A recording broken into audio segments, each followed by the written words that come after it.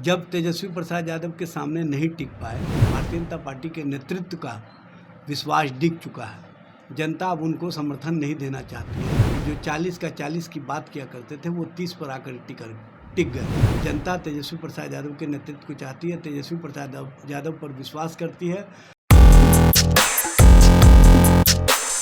नमस्कार, मेरा नाम मनीष, आप देख रहे हैं निष्कर्ष भारत। आज नित्यानंद राय बीजेपी कार्यालय में आते हैं और बोलते हैं कि 2025 में तेजस्वी यादव को पूरी तरह समाप्त कर देंगे। उसी पर आज आरजेडी प्रवक्ता एजाज अहमद जी हैं, क्या कुछ बोलते हैं? एजाज अहमद, प्लीज सुनिए। नित्यानंद राय बोल रहे हैं कि 2025 में समाप्त कर देंगे तेजस्वी यादव। देखिए, नित्यानंद राय जी केंद्रीय गृह राज्य मंत्री हैं।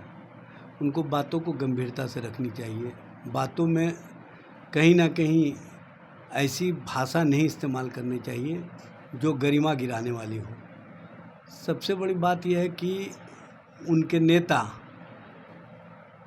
नरेंद्र मोदी जी जब तेजस्वी प्रसाद यादव के कार्यों और तेजस्वी प्रसाद यादव के द्वारा जो जनता का विश्वास था और जो जनता ने उन पर विश्वास किया था उसको समाप्त नहीं कर सके, तो ये कहाँ से समाप्त कर दें।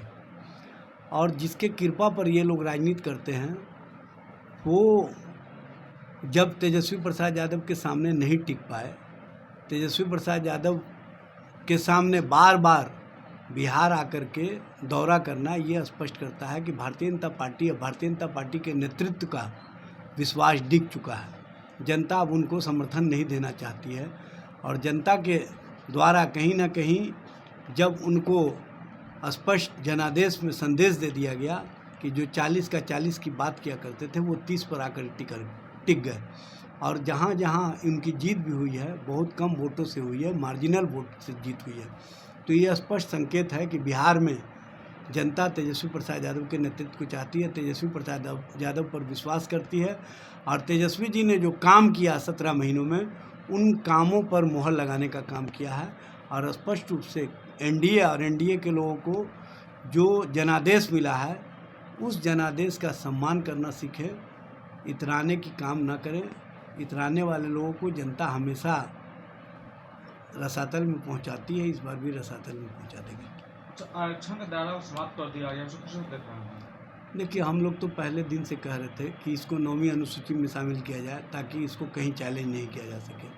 लेकिन जिस तरह से आरक्षण की व्यवस्था जो हमने जातीय गणना के बाद जिसकी जितनी संख्या उसकी उतनी हिस्सेदारी तय की और 65% आरक्षण की व्यवस्था की, उसको 9वीं अनुसूची में नहीं शामिल किए जाने के कारण इस तरह की स्थिति परिस्थितियों का सामना करना पड़ा है। हम समझते हैं कि माननीय पटना उच्च न्यायालय का जो फैसला आया उसको केंद्र सरकार, बिहार सरकार सर्वोच्च न्यायालय में ले जाने का काम करेगी और सर्वोच्च न्यायालय के माध्यम से गरीबों, शोषितों, वंचितों, पीड़ितों, पिछड़ों, अति पिछड़ों को न्याय दिलाने का काम करेगी। क्या नीतीश कुमार का झटका लगा है क्या?